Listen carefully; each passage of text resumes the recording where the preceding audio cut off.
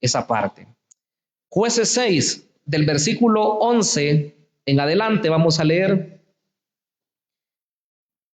Jueces 6, 11. Leemos la palabra de Dios, honrando al Padre, al Hijo y al Espíritu Santo. Y vino el ángel de Jehová y se sentó debajo de la encina que está en Ofra, la cual era de Joás Abieserita. Y su hijo Gedeón estaba sacudiendo el trigo en el lagar para esconderlo de los madianitas. Y el ángel de Jehová se le apareció y le dijo: Jehová está contigo, varón esforzado y valiente. Y Gedeón le respondió: Señor mío, si Jehová está con nosotros, ¿por qué nos ha sobrevenido todo esto? ¿Y dónde están todas sus maravillas que nuestros padres nos han contado, diciendo: ¿no nos sacó Jehová de Egipto? Y ahora Jehová nos ha desamparado y nos ha entregado en mano de los madianitas. Y mirándole Jehová le dijo: ve con esta tu fuerza y salvarás a Israel de la mano de los madianitas. ¿No te envío yo? Entonces le respondió: Señor mío, ¿con qué salvaré yo a Israel? He aquí que mi familia es pobre en Manasés y yo el menor en la casa de mi padre. Jehová le dijo: ciertamente yo estaré contigo y derrotarás a los madianitas como a un solo hombre. Y él respondió: yo te ruego que si he hallado gracia delante de ti, me des señal de que tú has hablado conmigo. Te ruego que no te vayas de aquí hasta que vuelva a ti y saque mi ofrenda y la ponga delante de ti. Y él respondió: yo esperaré hasta que vuelvas. Y entrando Gedeón preparó un cabrito y panes sin levadura de un efa de harina, y puso la carne en un canastillo y el caldo en una olla, y sacándolo se lo presentó debajo de aquella encina. Entonces el ángel de Dios le dijo: toma la carne y los panes sin levadura y ponlos sobre esta peña y vierte el caldo. Y él lo hizo así. Y extendiendo el ángel de Jehová el báculo que tenía en su mano, tocó con la punta la carne y los panes sin levadura, y subió fuego de la peña, el cual consumió la carne y los panes sin levadura, y el ángel de Jehová desapareció de su vista. Viendo entonces Gedeón que era el ángel de Jehová, dijo: Señor Jehová, que he visto al ángel de Jehová cara a cara. Pero Jehová le dijo: paz a ti, no tengas temor, no morirás. Y edificó allí Gedeón altar a Jehová, y lo llamó Jehová Salón, el cual permanece hasta hoy en Ofra de los Abieseritas. Oremos a Dios. Padre, te damos las gracias, pues tus misericordias, Señor, se han manifestado en nuestras vidas hasta el día de hoy. Somos conscientes, Señor, que somos el producto de tu misericordia. Somos el resultado, Señor, de una obra preciosa que tú has hecho en nosotros. También sabemos, Señor, que estamos en proceso, que tú estás, Señor, cada día moldeándonos, cada día, Señor, conformándonos a tu imagen, a tu semejanza. Permítenos, Señor, el poder avanzar, poder prosperar cada día, Señor, y hacer tu voluntad, agradarte, honrarte a ti, Señor. Prepáranos, moldéanos, que nuestro carácter, Señor, cada día se parezca más a ti, mi amado Señor. Te lo pedimos en el nombre de Jesucristo. Amén y amén. El tema de hoy es: el ángel de Jehová aparece a Gedeón. Como dije, es la segunda parte del llamado de Gedeón. Al hablar de hombres llamados por Dios, esto en realidad a mí en lo personal me apasiona, me impacta, me llama la atención, porque hace algún tiempo siempre me pregunté también qué es lo que Dios quería para con este servidor. Hay un momento en el cual Dios nos llama al ministerio y uno pues no sabe qué es eso. Así como cuando venimos a Cristo, todos hemos tenido esa experiencia, los que ya le entregamos nuestra vida y desconocíamos de manera total qué era servir a Dios. Algunos en la religión, otros con cierto conocimiento, pero sin conocer al Dios verdadero. Pero estábamos ajenos, estábamos en un mundo viviendo una vida normal, podemos decir, ¿verdad? Hasta cierto punto. Pero cuando oímos la predicación, cuando alguien nos habló, podría ser de manera personal o nos entregaron un tratado o escuchamos por la radio o vimos por la televisión, se activó algo diferente, ¿verdad? Y la parte espiritual comenzó a cobrar vida. Pero el punto culminante es cuando de verdad le entregamos nuestra vida al Salvador, cuando nos rendimos a los pies de Él y cuando aquella vida antigua decidimos dejarla y decidimos permitirle al Señor que Él fuera el que comenzase a guiar nuestra vida y todo lo que somos. Eso fue algo maravilloso, pues al hablar del ministerio es similar. Ya caminando uno en el Señor, ya estando congregándose, hay un momento, hay un punto de partida en el cual uno puede decir que fue llamado a servir en la predicación de la palabra de Dios. Y yo creo que al igual que estos siervos de Dios que no tuvieron claridad al principio, lo mismo nos sucede. Y por eso es que al principio del ministerio la persona se ve que quiere, como que no quiere, como que si de verdad quiere hacerle frente, o hay momentos que no, tiene sus temores, piensa que no es capaz, piensa que no es de la familia apropiada, piensa que no va a tener los recursos necesarios, piensa que las personas no le van a atender, piensa que es algo muy grande. Y de verdad que si uno se pone a reflexionar en esto, la obra de Dios es algo grande. La obra de Dios es algo muy serio, por cierto, ¿verdad? Y debe de ser considerada de esa forma. De modo que cuando hablamos del llamado de Gedeón, encontramos acá algunos elementos importantes que fueron repetidos, por cierto, en el llamado de otros hombres. Ya anteriormente había llamado Dios a Moisés y en ese llamado uno aprende mucho, pero mucho. De igual forma, en los tiempos de Saúl, aunque fue un hombre que al principio agradó a Dios, se portó bien y después, pues, lastimosamente abandonó, ¿verdad?, la verdad. Pero igual hay algunos principios. Quisiera iniciar con el mensaje de hoy haciendo una pregunta: ¿quién es el ángel de Jehová? Porque hemos oído en otras oportunidades hablar del ángel de Jehová o hablar del ángel del Señor, como también lo dice en otras oportunidades. Cuando uno estudia la clasificación de los ángeles, se da cuenta que incluso por ahí sale un apartado, ¿verdad?, de el ángel de Jehová. Por supuesto que se pone así, ¿verdad?, muy aparte, porque se puede hablar de serafines, de querubines, de arcángeles y de otras clasificaciones, ¿verdad?, más. Pero cuando hablamos del ángel de Jehová, cuando la Biblia habla de este ser misterioso, especial, no se refiere a un ángel como normalmente los conocemos, que su palabra es en el hebreo malak y en el griego ángelos. Pero en este caso no se refiere a esos seres, a seres creados, a seres, ¿verdad?, que fueron creados antes de los hombres. No se refiere a ellos. En este caso se refiere a manifestaciones visibles de la presencia de Dios. Cuando la Biblia dice el ángel del Señor o el ángel de Jehová, está hablando de una manifestación de Dios. En teología esto se le llama teofanías. Lo que quiere decir es una manifestación. Sabemos que Dios es espíritu y que Él no lo podemos ver con estos ojos materiales. Pero Él decide hacerse visible para el ser humano. Toma rasgos humanos. Se apareció como hombre. Se apareció como una llama de fuego. Se apareció como un viento abrasador. Bueno, se apareció como un hombre grande, ¿verdad?, un ser celestial.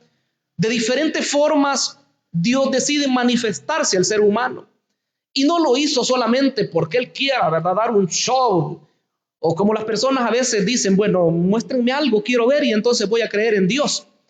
Quiero que me muestren un milagro, dice, pero Dios no trabaja así, ¿verdad? No trabaja Dios con lo que el ser humano quiere o para satisfacer las curiosidades de las personas, sino más bien Dios se manifestó en momentos específicos cuando había una necesidad, cuando Él quería hacer algo en favor de alguno de sus siervos.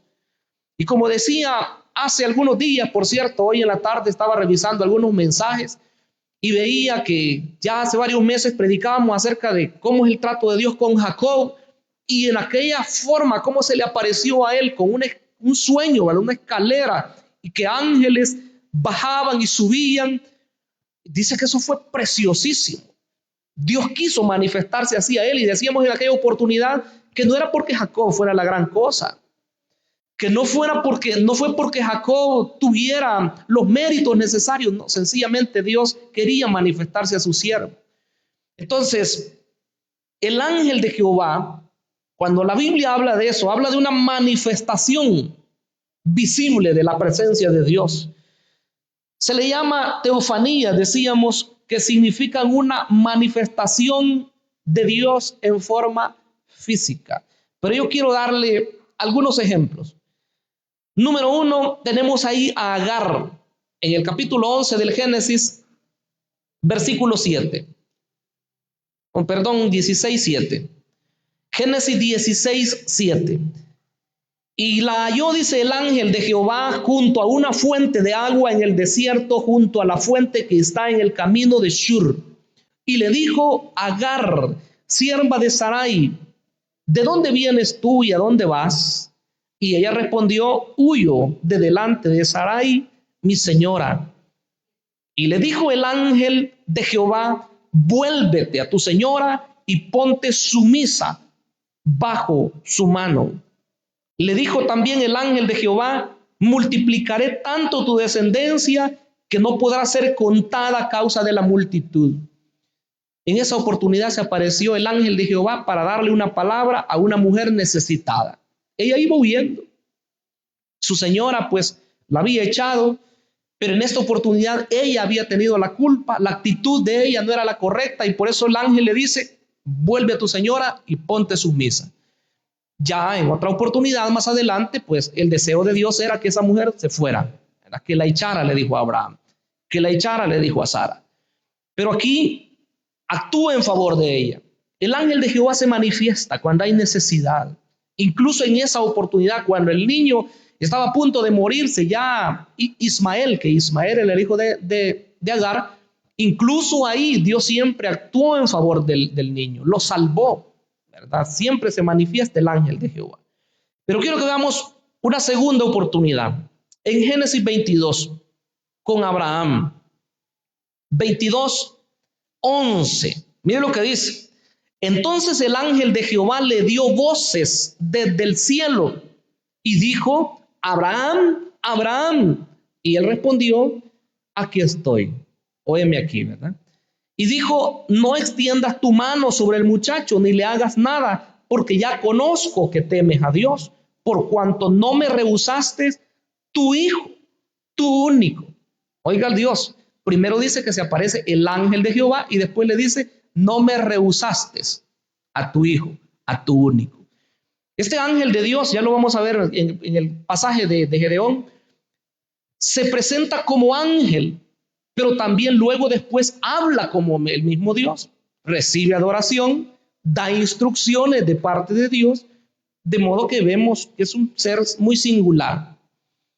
Un tercer caso lo encontramos en el Éxodo capítulo 3, versículo 2, con Moisés. Éxodo 3, 2. Veamos lo que dice acá. Y se le apareció, dice, el ángel de Jehová en una llama de fuego, en medio de una zarza. Y él miró y vio que la zarza ardía en fuego y la zarza no se consumía. Entonces Moisés dijo: iré yo y veré esta grande visión. ¿Por qué causa la zarza no se quema? Y viendo Jehová que él iba a ver, lo llamó Dios de en medio de la zarza y dijo: Moisés, Moisés. Y él respondió, aquí estoy. ¿Por qué lo leí hasta ahí? Porque dice el 2 que el ángel de Jehová se le apareció en una zarza de fuego que dice que ardía, o sea, estaba encendida, pero no se quemaba por completo. Pero el versículo 4 dice que Jehová lo vio, que iba hacia él, y ahí le da la declaración: quita el calzado de tus pies, porque ahí donde estás o en este lugar es una tierra santa. Primero dice que era el ángel de Jehová y luego dice que es Jehová. No sé si vamos captando eso. Y el último pasaje que quiero ver acá es Josué capítulo 5, versículo 13. 5:13 de Josué. Estando Josué cerca de Jericó, alzó sus ojos y vio un varón. Estaba delante de él, el cual tenía una espada desenvainada en su mano. Y Josué, yendo hacia él, le dijo: ¿eres de los nuestros o de nuestros enemigos? Él respondió: no, mas como príncipe del ejército de Jehová he venido ahora. Entonces Josué, postrándose sobre su rostro en tierra, ¿qué hizo él? Le adoró y le dijo: ¿qué dice mi señor a su siervo?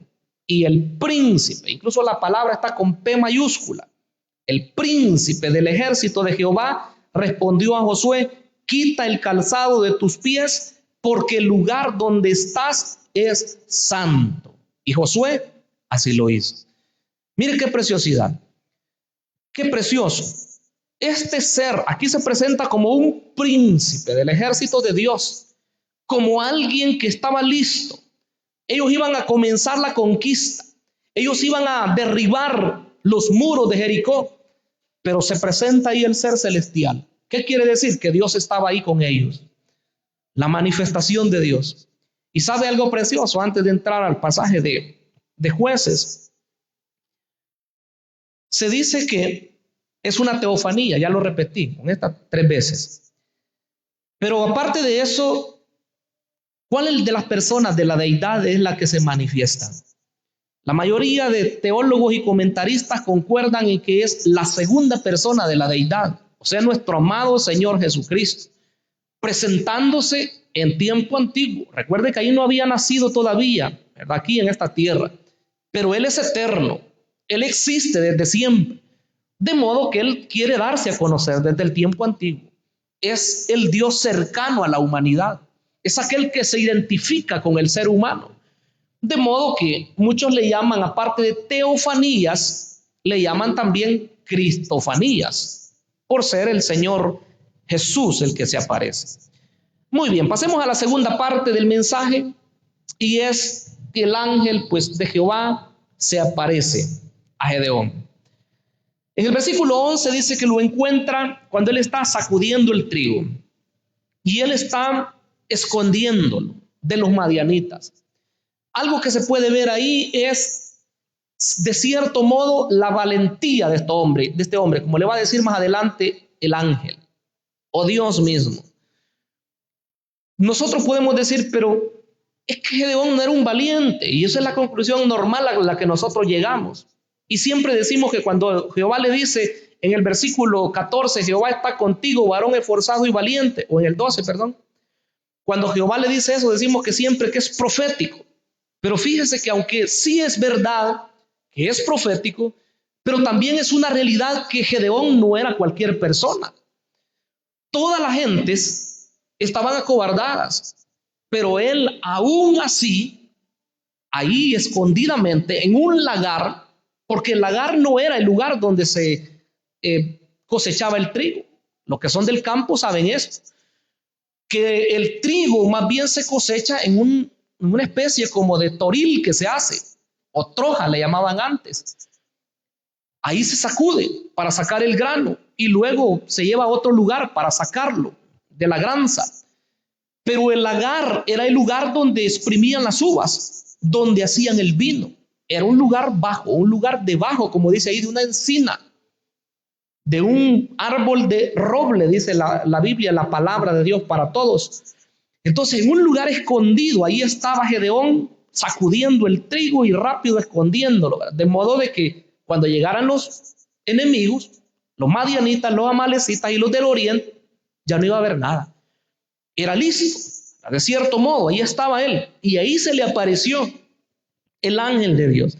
Y la declaración enfática en el versículo 12 dice: el ángel de Jehová se le apareció y le dijo: Jehová está contigo, varón esforzado y valiente. Si a usted se le apareciera el ángel de Dios y le dijera esas palabras, ¿cómo se sintiera usted? Piénselo un momentito. O a la mujer, ¿verdad? Jehová está contigo, mujer de Dios. ¿Cómo se sintieran ustedes? ¿Cómo se sintieran? Dígamelo a alguien. Felices hoy por ahí. ¿Es verdad? Porque le estaba diciendo algo bueno, no lo estaba censurando, no lo estaba regañando, le estaba diciendo: Jehová está contigo. Y aparte de eso le dijo: varón esforzado y valiente. O sea, no era sencillo. Pero lo que pasa es que la condición en la que ellos estaban no era como para estar bien alegres, ¿verdad? Como nosotros hoy pudiéramos decir que tenemos casita, que tenemos vehículo, que tenemos salud, que nos sentimos bien. Entonces usted dice: yo me siento bendecido. Pero si se viene la enfermedad, si se viene la bancarrota, si quitan el empleo, si no hay para comprar los alimentos, ¿cómo nos sentiríamos en ese momentito si Dios nos dijera: Jehová está contigo? Se pusiera a pensar, ¿verdad? Un poquito. Y a decir: bueno, ¿cómo es que Dios está conmigo y no tengo que comer? Algo así pasaba ahí. Todos se llevaban los madianitas, leíamos en el mensaje anterior. Se llevaban el alimento, se llevaban las vacas, se llevaban las ovejas, se llevaban el ganado. Bueno, todos se llevaban el alimento, les quitaban. Estaban sin nada. Y entonces ahí viene el reclamo de Gedeón. En el versículo 13, yo le llamo a esto las quejas de Gedeón. En el versículo 13, y Gedeón respondió: oiga la expresión. Esa es una expresión así como de incredulidad total. Dijo el Señor mío, si Jehová está con nosotros. Aquí viene la primera pregunta: ¿por qué nos ha sobrevenido todo esto? Segunda: ¿y dónde están todas sus maravillas que nuestros padres nos han contado, que los había sacado de Egipto? Esa era la segunda pregunta. Pero vea la tercera declaración: y ahora Jehová nos ha desamparado. Cuarta declaración: y nos ha entregado en mano de los madianitas. Con esas aseveraciones que hace en el versículo 13, le pregunto: ¿Gedeón de verdad creía que Dios estaba con ellos? No. Él prácticamente le estaba reclamando a Dios y diciéndole: si Dios estuviera con nosotros, entonces no estaríamos pasando esta condición. Lo mismo que nos puede pasar a nosotros hoy en día, cuando estamos en una dificultad. Que Dios nos guarde, ¿verdad? Porque podríamos llegar a renegar y decir: bueno, ¿y Dios, pues? ¿Y qué pasó conmigo? Soy su siervo, soy su sierva. ¿Y qué pasó entonces? ¿Acaso no me ve lo que yo hago? Que predico, que canto, que ministro, que sirvo, que hago esto, que hago lo otro. Y entonces, ¿qué ha pasado? Le digo que si lo vemos de ese ángulo, nos ponemos del lado de Gedeón y decimos: bueno, ¿qué pasó? Quizás se descuidó al Señor. Pero la realidad es que el ángel ni siquiera contesta esas preguntas. ¿Por qué razón? Porque ya había enviado Dios un profeta anteriormente, y lo vimos en el mensaje anterior. Y el profeta les había reprendido. El profeta que Dios envió les dijo: yo soy Jehová su Dios. Y les dije que no temieran, o sea, que no adoraran, que no honraran a los dioses de estas naciones. Y finaliza diciendo ese versículo: pero ustedes no obedecieron. Oiga lo que dijo Dios. Entonces quiere decir que la razón por la cual ellos estaban en la miseria, la razón por la cual ellos estaban desamparados como ellos se sentían, no era porque Dios fuera malo. Mucho menos porque Él no quisiera hacer algo en favor de ellos, sino más bien era porque ellos mismos habían abandonado a Dios. Como lo dije anteriormente, nosotros vivimos una vida, hermanos, en Cristo feliz. ¿Cuántos felices hay acá a propósito? Nosotros vivimos una vida en Cristo bendecida. Vivimos una vida que es diferente a la que antes teníamos. No permitamos que esa vida cambie, hermanos. Si lo he repetido como en 3 veces ya en este estudio o más, quizás no en el de hoy, ¿verdad? Sino que en todo de Jueces, valga nuevamente. Porque cuando ellos abandonaban a Dios, ahí venían los problemas. Entonces el reclamo de Gedeón hoy no es directamente que Dios tenga la culpa, sino más bien la culpa era hacia acá, ¿eh? Hacia nosotros debemos ver qué hemos hecho o qué hemos dejado de hacer. Una de dos.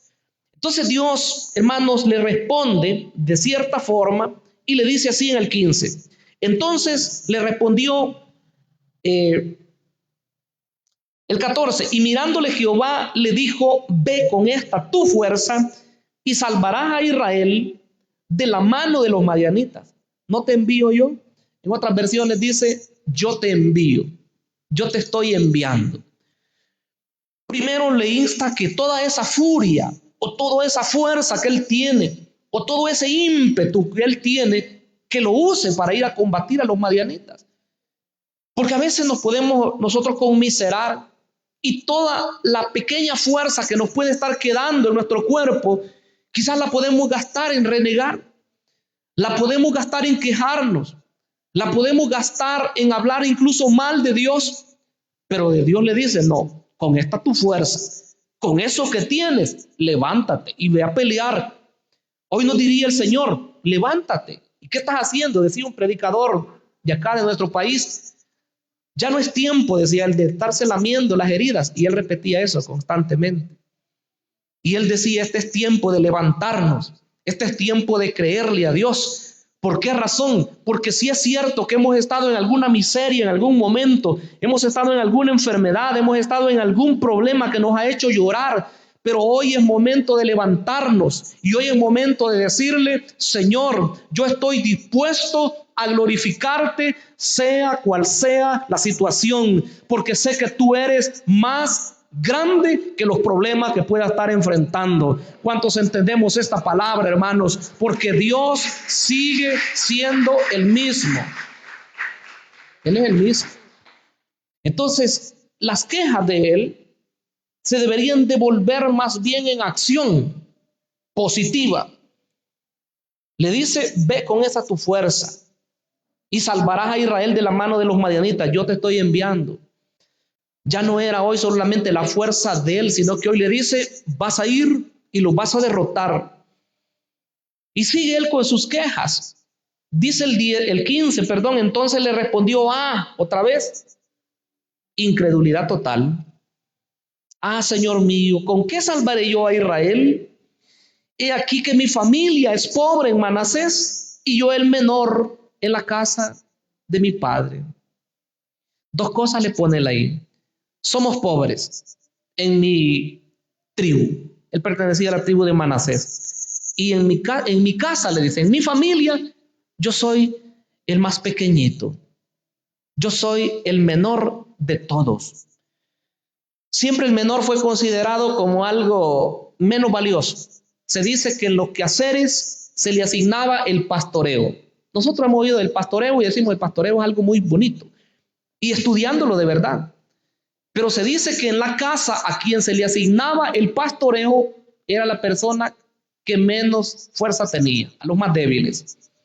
Por eso es que David hasta se les había olvidado. Los fuertes estaban en el ejército. Los hijos de Isaí, allá estaban. 3 de ellos, dice, los más grandes y más fuertes. Pero Davidcito estaba por allá con las ovejitas.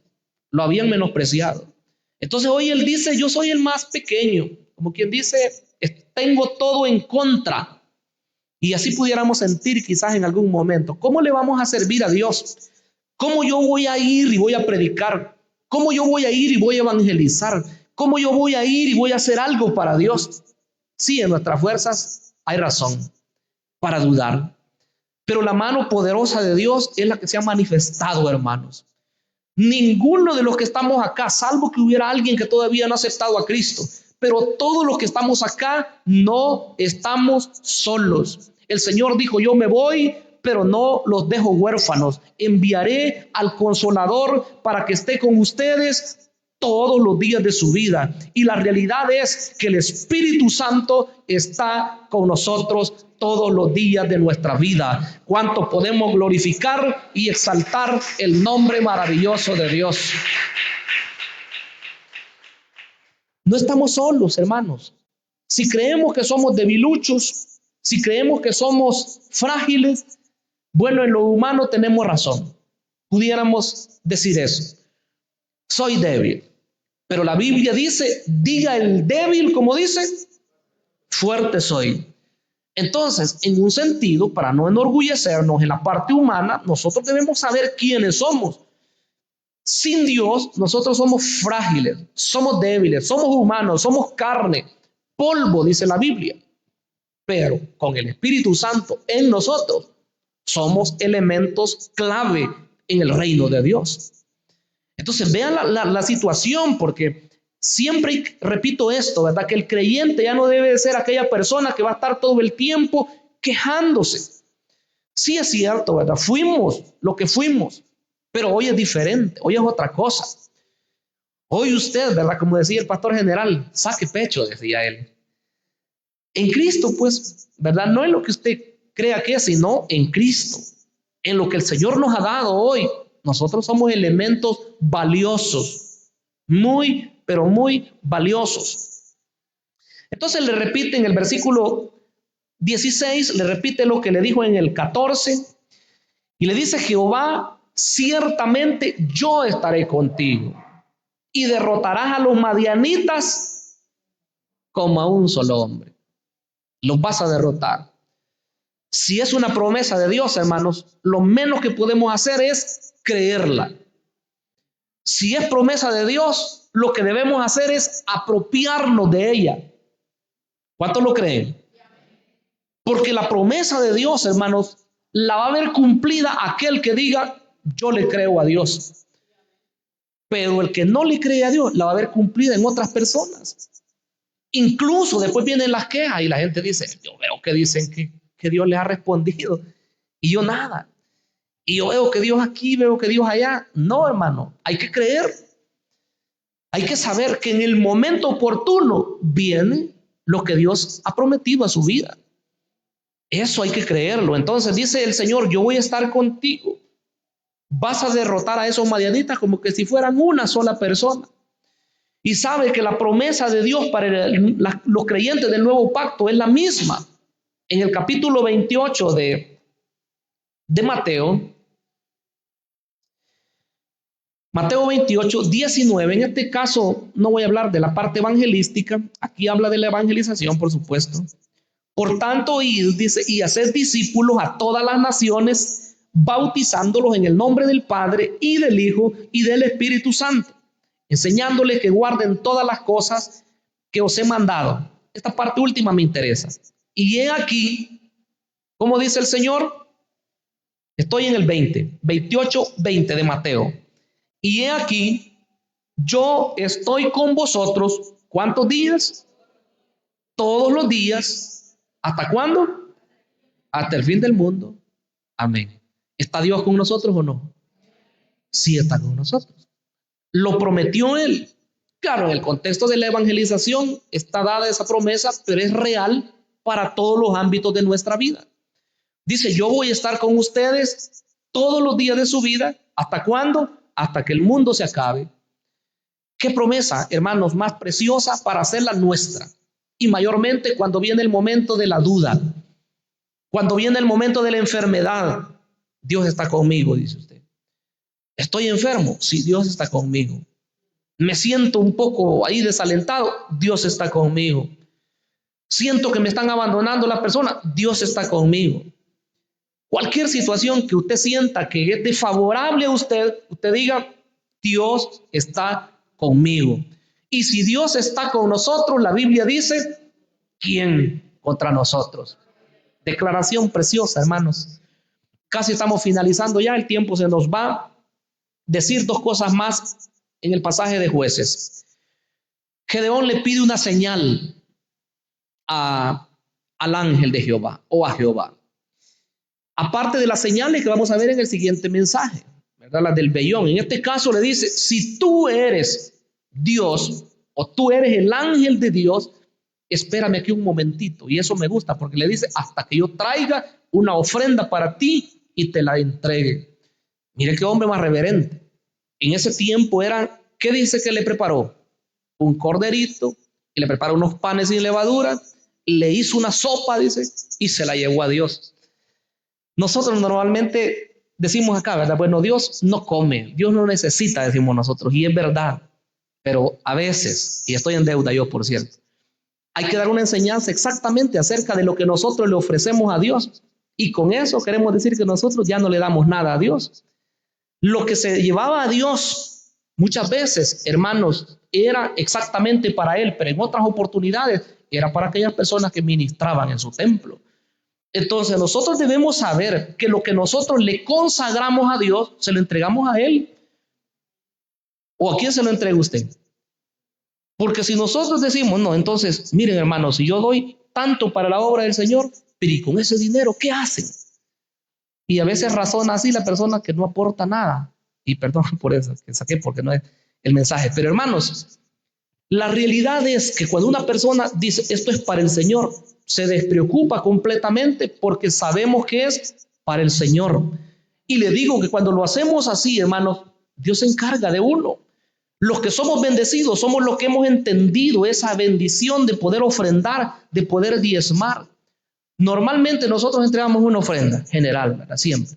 Pero el diezmo es otra cosa. Porque cuando nosotros decimos los diezmos y las ofrendas, no es un decir nada más. La Biblia enseña acerca de eso. Y por eso dije, hay que dar una enseñanza acerca de eso. ¿Verdad? Es otra cosa diferente. No es lo que nosotros normalmente damos. Es algo diferente.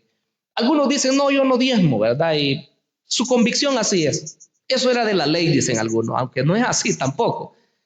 Pero entonces dice, yo voy a dar una ofrenda especial. Dice, esa es su convicción, está bien, ¿verdad? Pero es lo que nosotros le presentamos al Señor. Cuando Gedeón llega con su ofrenda, aquí voy a estar hasta que regrese, le dijo el ángel. Cuando llegó, le dice, pon ahí la carne, pon ahí los panes, derrama la sopa, el caldo. Y dice que lo derramó y el ángel con un báculo, o sea, con un bastón, tocó ahí y dice que todo fue quemado. ¿Qué quiere decir? Dios recibió esa ofrenda. Qué precioso es, hermanos, cuando Dios nos recibe lo que nosotros le traemos. Lo primero que nosotros le traemos acá cuando venimos, ¿qué es? Nuestro corazón. ¿Verdad? Un corazón agradecido, un corazón entregado. Bueno, incluso ayer oí que hablaban un poco acerca de esto, ¿verdad? ¿Cómo nosotros le podemos servir al Señor? ¿Cómo adoramos a nuestro Rey? No es solo nuestro corazón. Eso no es así. ¿Verdad? El corazón, con eso comenzamos. Y qué precioso. Pero si ni siquiera nuestra vida le queremos rendir al Señor, ¿cómo le vamos a dar lo demás?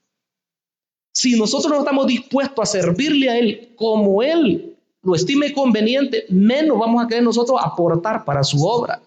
Menos vamos nosotros a querer ir cuando nos digan hay que ir a aquel otro lugar. Menos. Porque si nosotros no los hemos entregado primero, menos le vamos a entregar nuestros recursos. O cuando le digan, mire, vamos a ir a tal lugar, ¿verdad? Lejos. ¿Nos podría usted ayudar con su vehículo? Gracias a Dios que hay hermanos que son dados, ¿verdad? Y cuando decimos eso, sobran hermanos que dicen con nosotros, vamos allá. Qué bueno. Pero el que no se ha entregado al Señor, hermano, ¿cómo va a entregar sus cosas? ¿Cómo va a decir sí aquí, verdad? No vayamos a ser como una persona que decía un pastor que le decía, mire pastor, venga, voy a comprar un bus nuevo, quiero que ore por ese bus, porque lo vamos a consagrar al Señor. Y entonces le decía el pastor, hay que callar los teléfonos, y entonces le decía el pastor, no podemos consagrar ese bus. Y el hombre se enojó y le dijo, ¿cómo es que no puede orar? Porque los pastores estamos para orar, ¿verdad? Por las personas, para que Dios los bendiga, para que Dios los proteja, los sane cuando están enfermos. Pero le dijo, no puedo orar por ese bus. ¿Y por qué no? Le dijo. Y entonces él le dijo, no sabe lo que usted está pidiendo. Si usted quiere que oremos por ese bus, si usted lo va a consagrar a Dios, es porque usted lo va a dar para la obra del Señor. Diferente es que sea su vehículo, ¿verdad? De trabajo, su bus de trabajo y todo eso, es diferente. Pero si él decía una consagración, entonces es para la obra del Señor. Y a veces nos equivocamos en eso, ¿verdad? Si quieren que se consagre algo para Dios, pero después campa, ¿verdad? Nada, ¿ya? Entonces no hay una comprensión de lo que es lo que se le presenta al Señor. Y entonces, la parte final, Gedeón se asusta. El versículo 22, 23, dice, yo he visto al Señor cara a cara. He visto su ángel. ¿Qué quiere decir? Tenía que morir, porque nadie veía a Dios y continuaba con vida. Y él se asustó, pero el ángel de Dios le dijo, no tengas temor, no vas a morir. Se te ha concedido la vida. ¿Qué hace él entonces? Versículo 24, edificó allí Gedeón altar a Jehová y lo llamó Jehová Salom, el cual permanece hasta hoy en Ofra de los Abiezeritas. ¿Sabe lo que significa Jehová Salom? Significa Jehová es paz. Jehová es paz. Quiere decir que Dios lo había puesto en paz, lo había puesto tranquilito. Aunque él estaba consciente de que era grande el reto que venía para pelear con los ejércitos, pero él dice, Jehová es paz. Él me ha dado tranquilidad. Él pudo bendecir a Dios en ese altar que ofrece a su Dios, ¿verdad? Bueno, nosotros venimos acá, hermanos, ¿qué experimentamos? Experimentamos el mismo desasosiego, la misma confusión que podemos sentir allá afuera, en los quehaceres y en otras cosas, o de verdad experimentamos la paz. Si es así, hermanos, qué bueno, ¿verdad? Porque Dios quiere que nosotros tengamos paz. Si hay tribulaciones y si hay problemas, incluso ahí Dios quiere que tengamos paz. Esa paz que dice que el mundo no la da, sino la paz que el Señor solamente puede dar, esa es la que Él quiere darnos a cada uno de nosotros. Vamos a orar, cerremos nuestros ojos y digámosle, Padre glorioso que estás en los cielos, oh mi Rey, mi Señor, queremos bendecirte, queremos adorarte, Señor. Nuestra vida, Señor, te pertenece, nuestra vida es tuya. Permítenos ser esos adoradores que tú deseas, Señor, esos que andas buscando, adoradores en espíritu, dice tu palabra, y en verdad. Señor eterno, nos despojamos de todas aquellas cosas que pudieran estar perturbando, mi Dios, nuestra vida. Señor eterno, y queremos hallar gracia delante de ti. Llénanos cada día con tu Espíritu Santo, que seamos esos instrumentos de bendición también, Señor, a otras personas. Mi Dios, guíanos en tu palabra, guíanos en tu verdad, que tu Espíritu Santo, Señor, esté obrando grande y poderosamente, en el nombre de Jesús. Amén y amén. Gloria al Señor.